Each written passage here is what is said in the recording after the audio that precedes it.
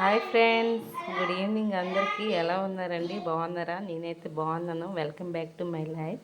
నేనైతే ముందుగా చికెన్ తీసుకొని దీనిలో గుండెకాయలు లెవర్లు ఉన్నాయండి. ఇదైతే ఇలాగ నేను కడిగి నీట్గా ఫ్రెష్గా ఉంచుకున్నాను. అలాగే దానికి కావాల్సిన ఉల్లిపాయలు, పచ్చిమిర్చి, కరివేపాకు అన్నీ వేసుకుని ఇలాగ తాగి పెట్టుకున్నానండి. చూడండి ఎంత బాగా ఫ్రై అయ్యి. ఇలా ఫ్రై అయిన దాంట్లో టమాటోస్ వేసి దానిలో కాస్త ఉప్పు వేసుకొని కొద్దిగా మగ్గినంత వరకు అలాగే ఉంచాలండి. లో ఫ్లేమ్లో పెట్టి ఉంచాలి. ఏ కర్రీస్ వండా లో ఫ్లేమ్లో పెట్టుకొని వండితేనే బాగుంటాయండి. కర్రీస్ అన్నీ నీట్గా వస్తాయి.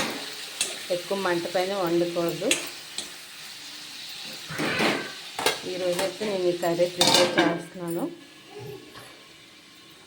మీరు కూడా ఇలా ట్రై చేయండి, చాలా బాగుంటుందండి. చూడండి ఇలా వేసిందండి.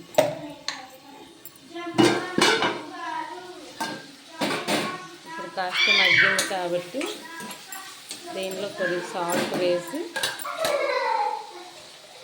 కాస్త ఉడకనివ్వాలి.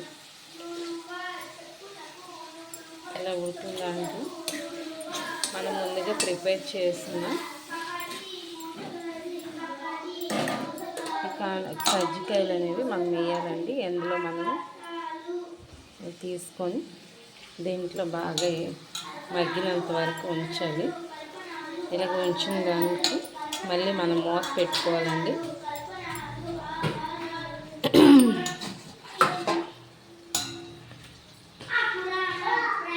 చూడండి నేనైతే ఇలాగ చేస్తున్నాను. మీరు ఇలానే చేయాలని కాదండి. కొంతమంది ఫస్ట్ ఈ కర్రీ వేసి తర్వాత టమాటోస్ కూడా వేస్తారు. నేనైతే ఎప్పుడు ఇలాగే వండుతానండి. అందుకే నా స్టైల్లో మీకు ఇది నచ్చిందా లేదా ఈ కర్రీ అనేది నేను మీకైతే పోస్ట్ చేయాలనుకుంటున్నాను. ఇలా వచ్చిందండి. నేను మళ్ళీ మనం మూత పెట్టుకొని ఒక 2 నిమిషాలు అయిన తర్వాత మనకు కావాల్సిన పసుపు, కారం అన్నీ వేసుకొని మళ్ళీ బాగా కలుపుకొని మూతైతే పెట్టుకోవాలి.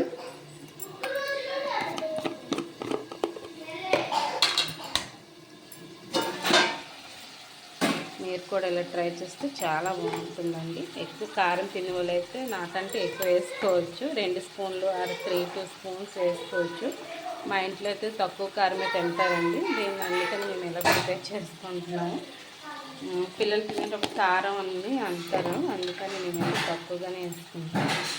ఇలా కొద్దిగా పసుపు వేసుకొని బాగా మగ్గనివ్వాలి.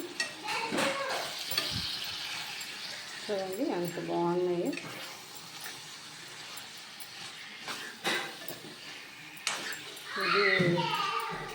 ఇదేనండి కోడి యొక్క గుండెకాయలు డబ్బలు. ఈ కర్రీ ఎలాగ వండుకొని తింటే చాలా మంచిదండి. మన చికెన్ కంటే ఎలాగ గుండెకాయలు వండుకొని తినడం చాలా చాలా బాగుంటుంది.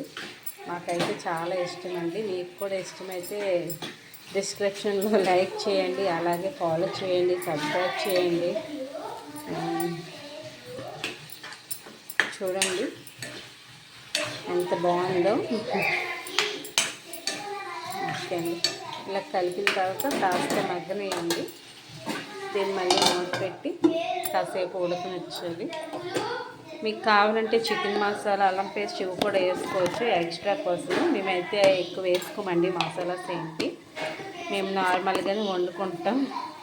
ఎక్కువ మసాలా ఇవన్నీ వేసి వండితే ఇంట్లో పిల్లలు తినరండి, చాలా కారంగా ఉంటాయి. ఇలా ఉడికిందాన్ని కాసేపు మగ్గనివ్వాలి. ఆ తర్వాత లో ఫ్లేమ్లో పెట్టి బాగా ఉడికినివ్వాలండి. అలా ఉడికినిస్తే చూడండి ఎలా ఉందో కర్రీ. మీరు కూడా ఇలా ట్రై చేయండి, చాలా బాగుంటుంది. ఎప్పుడు చికెన్స్ కాకుండా అప్పుడప్పుడు ఇలా కూడా ట్రై చేయండి, బాగుంటుంది. ఓకే అండి, బాయ్ బాయ్, గుడ్ నైట్.